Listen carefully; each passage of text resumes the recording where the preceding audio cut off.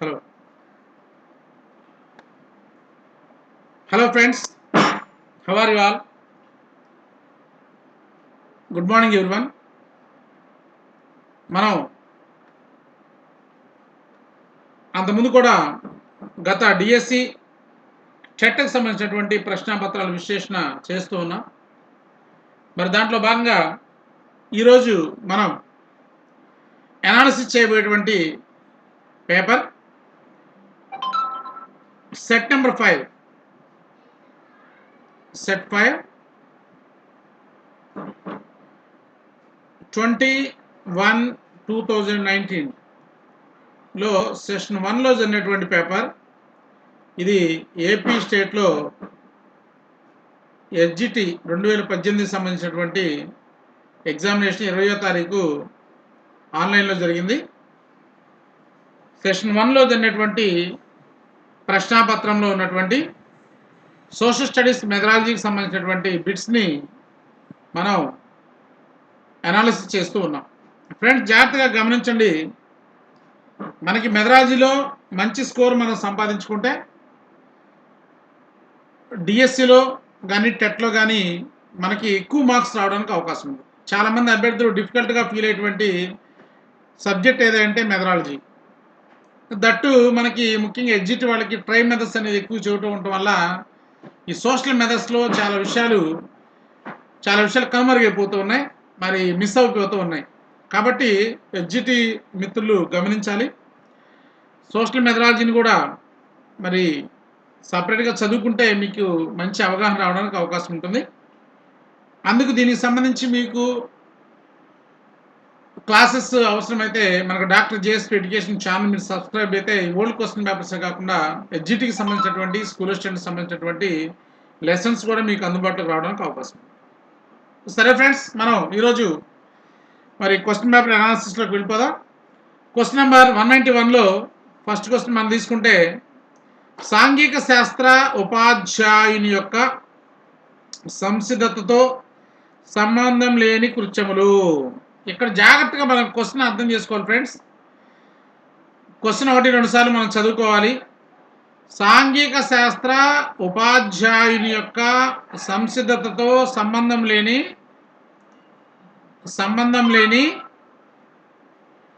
కృత్యములు అన్నాడు. ఇక్కడ మనం తీసుకుంటే తప్పనిసరిగా సంసిద్ధత అవ్వాలంటే తప్పనిసరిగా మనం సంబంధిత ప్రిపరేషన్ చేయాలి. ప్రిపరేషన్లో లెసన్ ప్రిపరేషన్లో భాగంగా మనం ఎన్నో రకాల రీడింగ్ చేయాలి, బుక్స్ రీడింగ్ చేయాలి, మనం టెక్స్ట్ బుక్ చదవాలి, దానికి సంబంధించినటువంటి వేరు మ్యాగజైన్స్, న్యూస్ పేపర్స్ ఇవన్నీ కూడా సంబంధిత ఇన్ఫర్మేషన్ ఎక్కడైతే ఉందో దానికి సంబంధించినటువంటి పుస్తకాలు మనం చదవాల్సినటువంటి ఆవశ్యకత అనేది ఉంది. సరే, ఇక్కడ చూద్దాం. ఫస్ట్ది మ్యాగజైన్లు, పత్రికలు చదువుట, నిత్య నవీకరణం పొందడం. అంటే ఎప్పుడు కూడా అంటే నిత్య నవీకరణ పొందడం అంటే ఉపాధ్యాయుడు అప్డేట్ అవ్వాలి.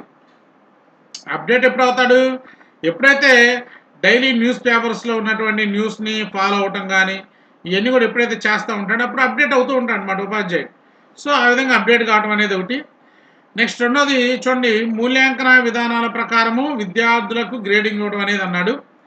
మూడో దశలకి ప్రణాళిక రచన గావించినప్పుడు పిల్లవాని పూర్వానుభవాలను దృష్టిలో ఉంచుకుంటా అనేది ఒకటి. నాలుగో దశలకి అవసరమైన పటాలను నైపుణ్యాలను సామర్థ్యాలను పొందుట అనేది 4 ఆప్షన్స్ ఇచ్చాడు. ఎప్పుడైనా కూడా సాంఘిక శాస్త్ర ఉపాధ్యాయుడు సాంఘిక శాస్త్ర పాఠ్యాంశాన్ని మనం బోధించాలి అంటే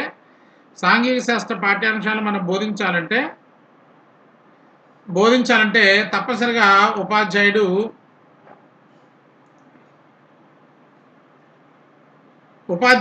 ఫస్ట్ రీడింగ్ ఉండాలి. చెప్పుకున్నాం, రీడింగ్ ఉండాలి. నెక్స్ట్ లెసన్ ప్లాన్ తయారు చేసుకోవాలి. మరి తను ప్రిపరేషను లెసన్ చెప్పాలంటే సంసిద్ధలో భాగంగా లెసన్ ప్లాన్ మనం తయారు చేసుకోవాలి. అదేవిధంగా దానికి సంబంధించినటువంటి మ్యాప్స్ కానీ బొమ్మలు కానీ ఏదన్నా డ్రాయింగ్ సంబంధించినటువంటి విషయాలు ఏదైతే ఉన్నాయో అవి కరెక్ట్గా మనం చేయగలుగుతున్నామా లేదనేది కొద్దిగా ప్రాక్టీస్ చేసుకోవాలి. ప్రాక్టీస్ ఇక్కడ అవసరం అనమాట. ఎందుకంటే పిల్లల ముందు మనం సరిగా ఇండియా మ్యాప్ను సరిగ్గా గీలేకపోయాం అనుకోండి, అది బాగుండదు. కాబట్టి ఇవన్నీ కూడా ఉపాధ్యాయుడు చేసుకోవాలి. సో కాబట్టి ఇక్కడ ఫస్ట్ది మ్యాగజైన్ చదవటం అనేది సంసిద్ధలో భాగమే. ప్రణాళిక రచన చేసేటప్పుడు మనం ప్రణాళిక రచనలో భాగంగా ఇక్కడ మనం తీసుకుంటే టెస్టింగ్ ప్రీవియస్ నాలెడ్జ్ చేస్తాం. టెస్టింగ్ ప్రీవియస్ నాలెడ్జ్ ఇవన్నీ చేస్తాం. అది విద్యార్థి యొక్క పూర్వానుభవాలను బేస్ చేసుకొని వాడి తరగతి స్థాయిని బట్టి మనం ఈ విధంగా క్వశ్చన్స్ని ఫార్మేషన్ చేయాలి. ఇదంతా కూడా మనం రెగ్యులర్గా డిఎడ్ బిఎడ్ చదువుకున్న వాళ్ళందరూ కూడా ఇవన్నీ కూడా అవగాహన అవుతాయి. నెక్స్ట్ చూడండి, అవసరమైన పటాలను గీయ నైపుణ్యాలు సామర్థ్యాలు పొందుట అన్నాడు. అవసరమైన పటాలు గీయ నైపుణ్యాలు సామర్థ్యాలు పొందుట, ఇవన్నీ కూడా ప్రిపరేషన్లో భాగాలే. సో కాబట్టి ఇక్కడ చూడండి ఉన్నది మూల్యాంకన విధానం ప్రకారం విద్యార్థులు గ్రేడింగ్ ఇవ్వట. అడిగిన క్వశ్చన్ ఏంటి, సంసిద్ధతలో సంబంధం లేని కృత్యములు అన్నాడు. సంసిద్ధతలో సంబంధం లేని కృత్యం, ఇవన్నీ కూడా సంసిద్ధతకు సంబంధించిన కృత్యాలే. సంబంధం ఇదేంటి, సంసిద్ధతకు సంబంధించింది కాదు ఇది. పాఠ్యాంశ బోధన అంతా కూడా అయిపోయిన తర్వాత ఆ పాఠం అనేది ఎంత మేరకు విద్యార్థికి అర్థమైందో దానికి సంబంధించినటువంటి టెస్ట్లు అయినా కూడా కండక్ట్ చేసిన తర్వాత అప్పుడు విద్యార్థులు మనకు గ్రేడింగ్ అనేది ఇవ్వాలి. ఇది పాఠం అయిపోయిన తర్వాత జరిగేటువంటి ప్రాసెస్, ఇది మూల్యాంకనానికి సంబంధించినటువంటి ప్రాసెస్. కాబట్టి ఇక్కడ మన సంసిద్ధత అనేది ఈ విషయాలు మనం పట్టించుకో, గ్రేడింగ్ ఇవ్వడం అనేది కూడా ఎగ్జామినేషన్ అయిపోయిన తర్వాత జరుగుతుంది. కాబట్టి ఇది సంసిద్ధతలో సంబంధం లేని అంశంగా చెప్పుకోవచ్చు. ఆన్సర్ 2 అని చెప్పేసి మనం గుర్తుపెట్టుకోవాలి. నెక్స్ట్ క్వశ్చన్ మనం ఒకసారి తీసుకుంటే 192వ ప్రశ్న. 192వ ప్రశ్న మనం తీసుకుంటే, ఒక ఉపాధ్యాయుడు జాగ్రత్తగా చూడాలి. ఒక ఉపాధ్యాయుడు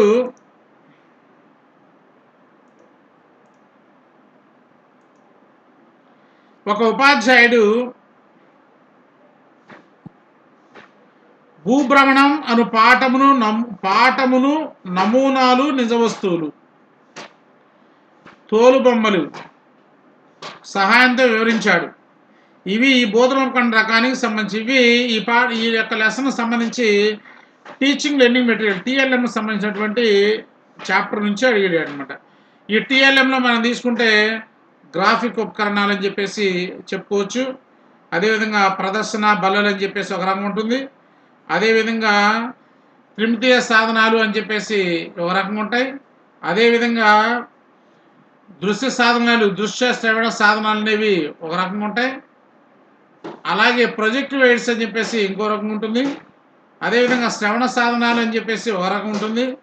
అలాగే కృత్యోపకరణాలు అని చెప్పేసి ముఖ్యంగా ప్రధానంగా 7 రకాలుగా మనం ఈ టీచింగ్ ఎయిడ్స్ని మనం డివైడ్ చేయొచ్చు.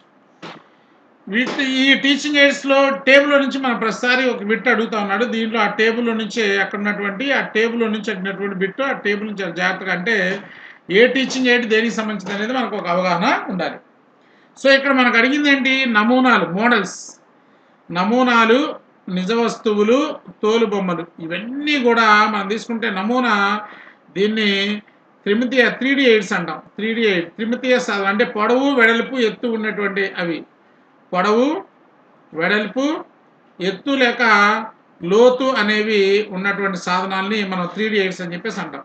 ఇక్కడ దృశ్య శ్రవణ సాధనాలు, ఇక్కడ దృశ్య శ్రవణ సాధనం అంటే ఇక్కడ మనము టెలివిజన్ కానీ ఇట్లాంటి ఏమి లేవు అనమాట. ఇక్కడ అంటే చూడటం వినటం ఎక్కడేం లేదు. ఇక్కడ త్రిమితీయ ఉపకరణాలు, ఇది కరెక్ట్ ఆన్సర్. ప్రక్షేపక సాధనాలు అంటే ఇక్కడ ప్రొజెక్టర్ సహాయంతో పనిచేయాలి. ఇక్కడ ప్రొజెక్టర్ ఏముంది, నమూనాలకు ప్రొజెక్టర్ అవసరం లేదుగా, నిజ వస్తువులు చూపించడానికి ప్రొజెక్టర్ అవసరం లేదుగా, తోలుబొమ్మలకు ప్రొజెక్టర్ అవసరం లేదుగా. సో కాబట్టి చూసుకోవాలి. గ్రాఫిక్ ఉపకరణాలు, దీంట్లో వచ్చేలాకి ప్రధానంగా మనం ఇక్కడ చెప్పుకున్నాం గ్రాఫిక్ ఉపకరణాలు, ఇదిగో ప్రక్షేపక ఉపకరణాలు, ప్రొజెక్టివ్ ఎయిడ్స్, ఇవన్నీ ఈ టేబుల్లో నుంచి అడిగాడు అనమాట బిట్. గ్రాఫిక్ ఉపకరణాలు అంటే పటాలు, చార్ట్లు, అదేవిధంగా కార్టూన్లు, కామిక్లు, ఓకే, పోస్టర్లు, ఫ్లాష్ కార్డులు, ఇలాంటివన్నీ కూడా మనకి గ్రాఫిక్ ఉపకరణాల కిందకి వస్తాయి. ఈ టీఎల్ఎంలో సంబంధించినటువంటి అంశం, దీన్ని జాగ్రత్తగా మనం స్టడీ చేస్తే సులభంగా దాంట్లో బిట్ మనం పెట్టడానికి అవకాశం ఉంటుంది. నెక్స్ట్ 193వ బిట్ మనం ఒకసారి తీసుకుందాం. 193, విద్యార్థులు నిర్దిష్టమైనటువంటి భావనను పరిశీలించడం ద్వారా సాధారణీకరణలు, సో ఇక్కడ కీ పాయింట్స్ ఇదనమాట, సిద్ధాంతాలు, కీ పాయింట్ ఇదనమాట, నిర్ధారించుటకు దారితీ ఉపగమము. ఇక్కడ ప్రధానంగా మనకు తీసుకుంటే ఉపగమాలు ఆగమన నిగమన అనేది ఒకటి ఉంది. ఆగమన అనేది ఒకటి, నిగమన అనేది ఒకటి, ఆగమన నిగమన, అదే అలాగే విశ్లేషణ, 4వది సంశ్లేషణ, ఇవన్నీ కూడా సమస్య పరిష్కారానికి సంబంధించినటువంటి సమస్య పరిష్కార పద్ధతిలో ఉన్నటువంటి ఉపగమాలుగా చెప్పుకోవచ్చు. సో ఇక్కడ మనకి తీసుకుంటే ఆగమన దృక్పథంలో మనం ఏం చేస్తామంటే ఉదాహరణల నుంచి సాధారణీకరణల్ని చేస్తాం, లేక సిద్ధాంతాలను రూపొందిస్తాం. ఉదాహరణ సాధారణీకరణలు. ఇక్కడ సాధారణీకరణ నుంచి ప్రత్యేకానికి వెళ్తాం. సాధారణీకరణ నుంచి ప్రత్యేకానికి వెళ్ళడం జరుగుతుంది. దీన్ని ఒక అంశాన్ని అనేక భాగాలుగా డివైడ్ చేయడం అనేది జరుగుతుంది. విశ్లేషణ డివైడ్ చేసిన కలపడమే సంశ్లేషణగా మనం చెప్పుకోవచ్చు. సో ఇక్కడ ఏమన్నా అంటే మరి నిర్దిష్టమైన భావన పరిశీలించడం ద్వారా సాధారణీకరణలు సిద్ధాంతాలు నిర్ధారించుకు దారితీ ఉపగమం.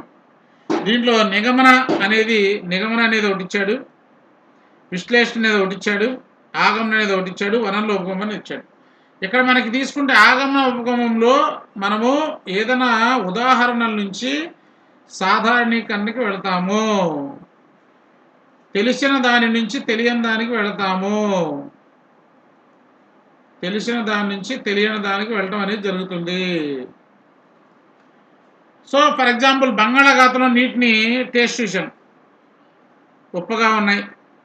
అరేబియా సముద్రంలో చూసాం, ఉప్పగా ఉన్నాయి. హిందూ సముద్రంలో చూసాం, ఉప్పగా ఉన్నాయి. పసిఫిక్లో చూసాం, ఉప్పగా ఉన్నాయి. కాబట్టి అనేక సముద్రాలు నీరు ఉప్పగా ఉంది. కాబట్టి ఇప్పుడు స్టేట్మెంట్ ఏంటి? జనరల్ స్టేట్మెంట్, సముద్రాల్లో నీరు ఉప్పగా ఉంటుంది, సముద్రంలో నీరు ఉప్పగా ఉంటుంది. సో కాబట్టి ఇది ఒక జనరల్ స్టేట్మెంట్, ఇది ఒక జనరలైజేషన్, సాధారణీకరణ, ఇది ఒక సిద్ధాంతం అనమాట. సో కాబట్టి ఈ విధంగా తెలిసిన విషయాల నుంచి విద్యార్థికి తెలియని విషయాల్ని ఒక సిద్ధాంతాన్ని సాధారణీకరణకు తెచ్చేటువంటి దృక్పథాన్ని మనం ఆగమనాత్మక దృక్పథం అని చెప్పేసి అంటారు. సో దీన్ని బట్టి మనం ఎనాలిసిస్ మనం తీసుకుంటే ఇది ఆగమన ఉపగమము అనేది అవుతుంది. 193కి కరెక్ట్ ఆన్సర్ 3 ఆగమన ఉపగమం. నెక్స్ట్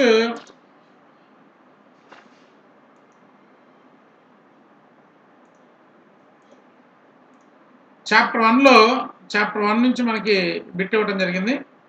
సాంఘిక శాస్త్ర జాతి గుణాలు. ఇది చాప్టర్ 1. ఏంటి? స్వభావం మరియు పరిధి. స్వభావం మరియు పరిధి.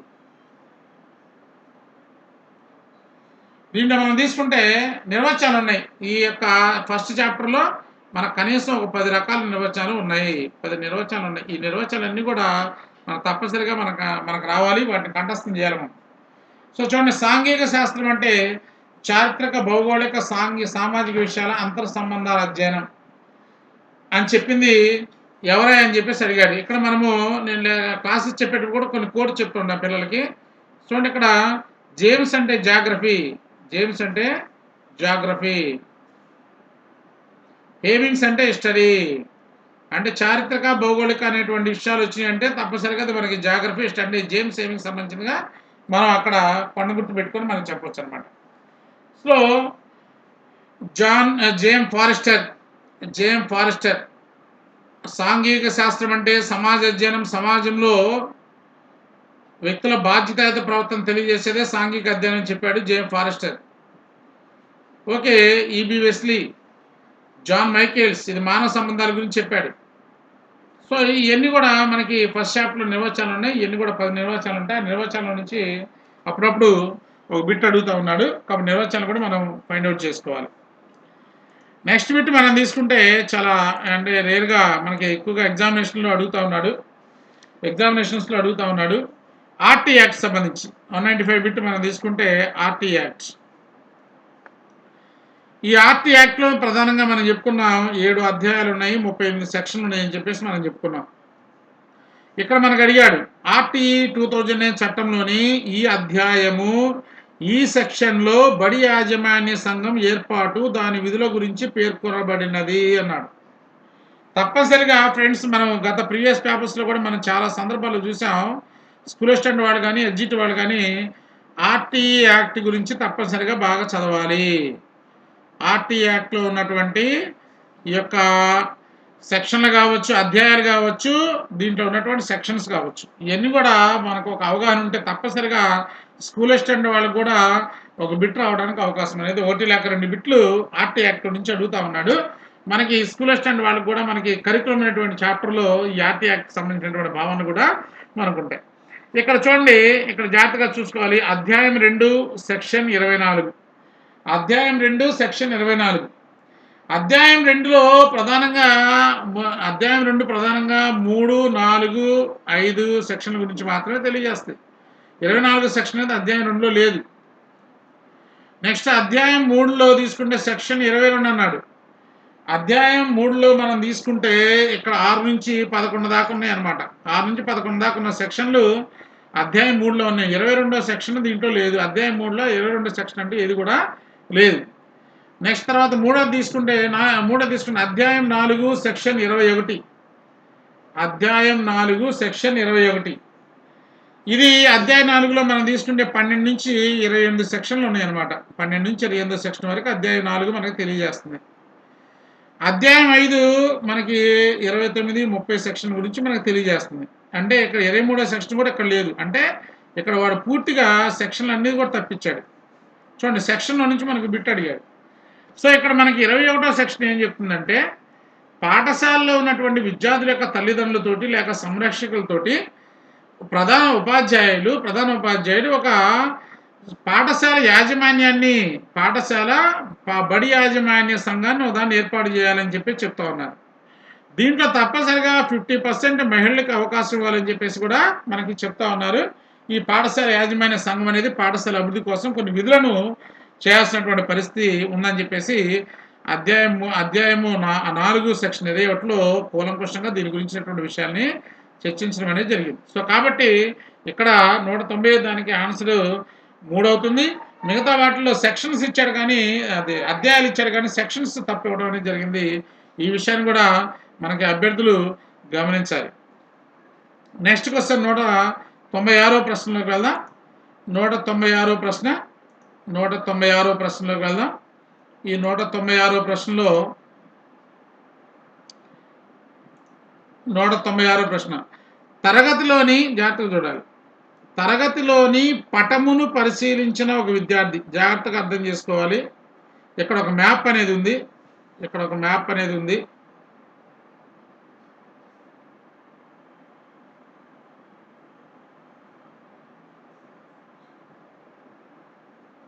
సో ఇక్కడ మ్యాప్ అనేది ఉంది.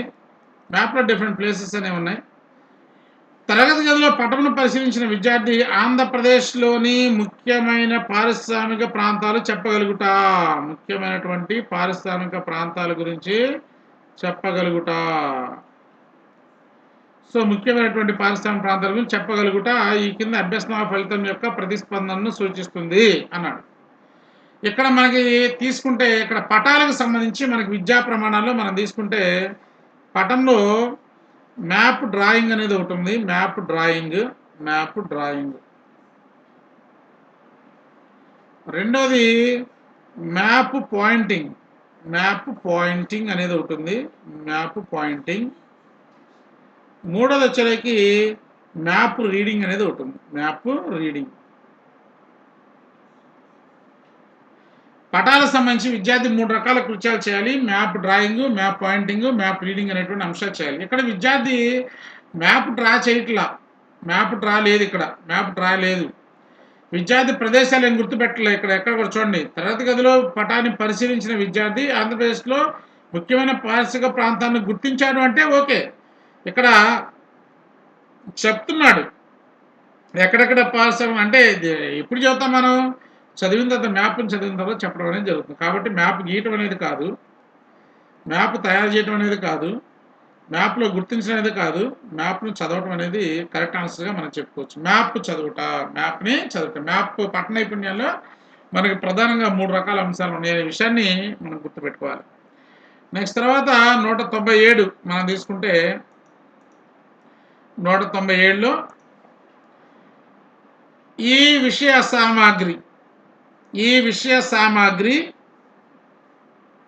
విషయ సామాగ్రి శీర్షికలు, అభ్యసన అనుభవాలు, వాటి లోతు,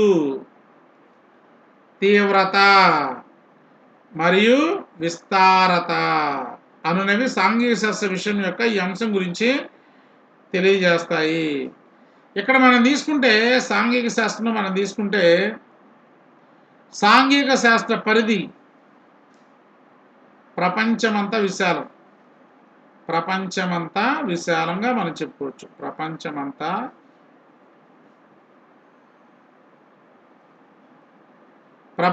విశాలం సాంఘిక శాస్త్రం యొక్క పరిధి. అంటే దీంట్లో మనం తీసుకుంటే సమగ్రత, అవధులు,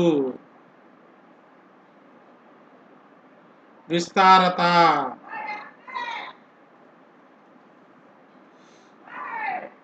విస్తరణ, సమగ్రత, అవధులు, ఇలాంటివన్నీ కూడా లోతు, ఇవన్నీ కూడా పరిధికి సంబంధించినటువంటి పదాలు, సాంఘిక శాస్త్ర పరిధికి సంబంధించినటువంటి పదాలు. సో కాబట్టి విస్తారత ఎంత మేరకు విస్తరించింది అనేది దేంట్లో మనం చెప్తాము, పరిధి అనే దాంట్లో మనం చెప్పడం అనేది జరుగుతుంది. పరిధి అనే దాంట్లో మనం చెప్పడం జరుగుతుంది, పరిధి. అలాగే రెండో ఆప్షన్ సంబంధాలు. స్వభావంలో మనం ఏం చెప్తాం, సాంఘిక శాస్త్రం యొక్క లక్షణాల గురించి చెప్పడం జరుగుతుంది. సాంఘిక శాస్త్రం యొక్క లక్షణాలు. విధులు, సాంఘిక శాస్త్రం యొక్క విధులు కొన్ని పాయింట్స్ మనం చెప్పడం జరుగుతుంది. Duties of the social studies అది. సో కాబట్టి ఇక్కడ కొన్ని పదాలు ఇచ్చాడు, కీవర్డ్స్ మనకి. ఏంటవి? సో లోతు, తీవ్రత, అలాగే విస్తారత అనేటువంటి పదాలు మనకి ఇవ్వడం జరిగింది. ఇవన్నీ కూడా మనకి ఇక్కడ తీసుకుంటే మరి పరిధికి సంబంధించిన అంశాలుగా మనం గుర్తుపెట్టవచ్చు. పరిధి కరెక్ట్ అయిన ఆన్సర్గా మనం భావించవచ్చు. నెక్స్ట్ మనకి 198వ ప్రశ్న మనం తీసుకుంటే 198.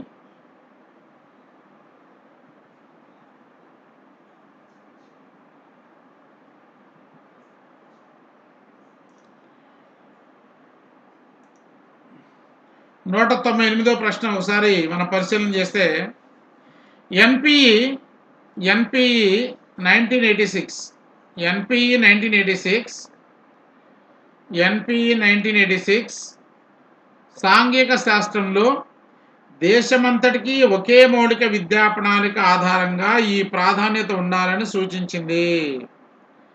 మనకి అంతకుముందు దాంట్లో కూడా మనం చెప్పుకున్నాం.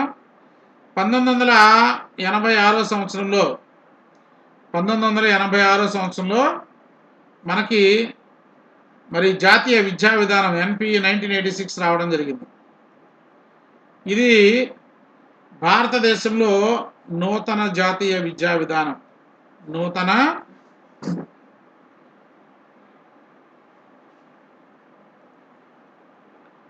జాతీయ విద్యా విధానం.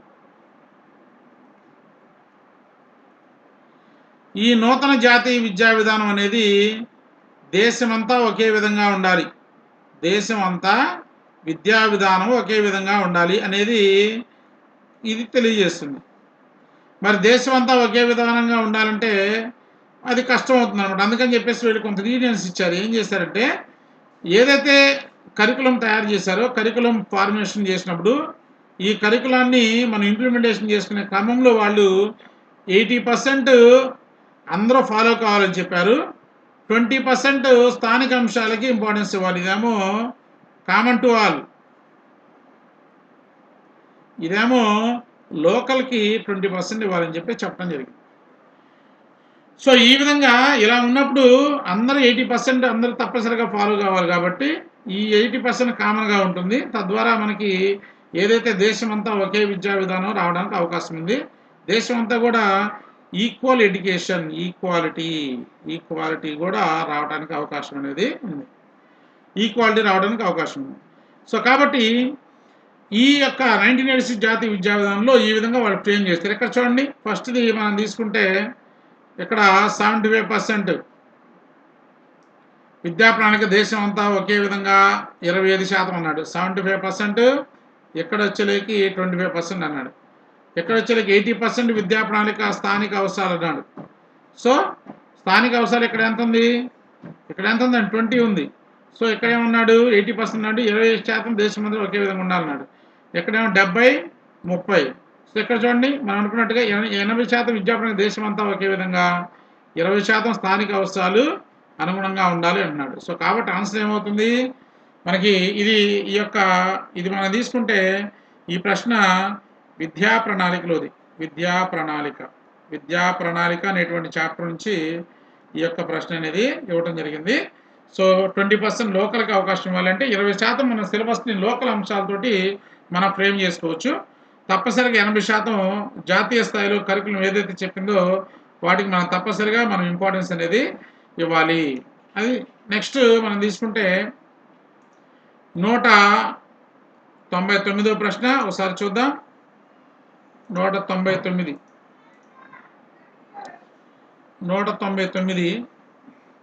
సాంఘిక శాస్త్ర పాఠ్యాంశాలలో చివరనున్న మీ అభ్యసనాన్ని మెరుగుపరుచుకోండి. అంటే మనకి పాఠం అయిపోయిన తర్వాత దీనికి సంబంధించి కొన్ని ప్రశ్నలు ఇవ్వడం జరుగుతుంది. కొన్ని ప్రశ్నలు వాడు మన టెక్స్ట్ బుక్లో ఇస్తాడు. దానికి హెడ్డింగ్ ఏం పెడతాడంటే మీ అభ్యసనాన్ని మెరుగుపరుచుకోండి అని చెప్పేసి హెడ్డింగ్ పెట్టడం జరుగుతుంది. ఇది ఇవ్వబడిన మెరుగుపరుచుకోండిలో ఇవ్వబడిన ప్రశంసా సున్నితత్వానికి సంబంధించినటువంటి ప్రశ్నలు విద్యార్థులు ఈ విధంగా సమాధానాలు వ్రాయటకు వీలుగా ఉన్నవి అన్నాడు. అంటే మీ అభ్యసనాన్ని మెరుగుపరచుకోండి అనే దాంట్లో అన్ని విద్యా ప్రమాణాలకు సంబంధించినటువంటి ప్రశ్నలు ఉంటాయి. దాంట్లో ముఖ్యంగా ఏది అడిగాడు, ప్రశంసా సున్నితత్వానికి సంబంధించినటువంటి అంశాలు ఉంటాయి. అంశాలకు సంబంధించినటువంటి ప్రశ్నలు ఎలా ఉంటాయి అని అడుగుతున్నాడు ఇక్కడ. సో ఇక్కడ చూడండి, ఎప్పుడైనా కూడా మనకి ఎన్సెఫ్ 2005 చెప్పినటువంటి విధానాన్ని మనం పరిగణలో తీసుకుంటే ఎక్కడ కూడా మనకి బట్టి విధానం అనేది లేదు. బట్టి విధానం లేదు. నెక్స్ట్ పాఠ్యపుస్తకం నుంచి ఎత్తి రాయటం కూడా లేదనమాట. అంటే పాఠ్యపుస్తకం ఆధారంగా విద్యార్థి సొంతంగా రాయాలి. చూడండి, పాఠ్యపుస్తక పరిధిని దాటి ఆలోచించి రాయటకు వీలుగా ఉండాలి. ఎప్పుడు కూడా నూతన పాఠ్యపుస్తకాలను కూడా ఈ విధంగానే ఫ్రేమ్ చేయడం జరిగింది. క్వశ్చన్స్ కూడా గైడ్ల నుంచి చూసి ఎత్తి రాయటం వీలుగా అస్సలు ఉపాధ్యాయుడు కానీ విద్యార్థులు కానీ పాఠశాలలో గైడ్లు యూజ్ చేయకూడదు. అసలు బట్టి అభ్యాసం రోట్ మెమరైజేషన్ లేదు. అంటే మనం ఈ సులభంగా ఇవన్నీ కూడా మనకు అర్థమైపోతున్నాయి. పాఠ్యపుస్తకం నుంచి నేరుగా ఎత్తి రాయటం అనేది ఓల్డ్ ప్యాటర్న్లో ఉంది కానీ ప్రజెంట్ ఉన్నటువంటి న్యూ ప్యాటర్న్లో లేదనమాట. సో కాబట్టి ఈ ఆన్సర్ ఏమవుతుంది, పాఠ్యపుస్తక పరిధిని దాటి ఆలోచించి రాయటం వీలుగా అనేది అవుతుంది. నెక్స్ట్ మనం తీసుకుంటే లాస్ట్ క్వశ్చన్ 200 క్వశ్చన్ మనం తీసుకుంటే ఇంకా విలువలో నుంచి బిట్టిచ్చాడు. విద్యార్థులతో వారి అనుభవాలను పంచుకొనుటకు వడ్రంగి, చేనేత, కుమ్మరి వారలను పాఠశాలకు ఆహ్వానించడం ద్వారా విద్యార్థులు ఈ విలువలు పెంపొందించవచ్చు. ఇవన్నీ కూడా మనం తీసుకుంటే ఇవన్నీ కూడా వృత్తులకు సంబంధించినటువంటి అంశాలు.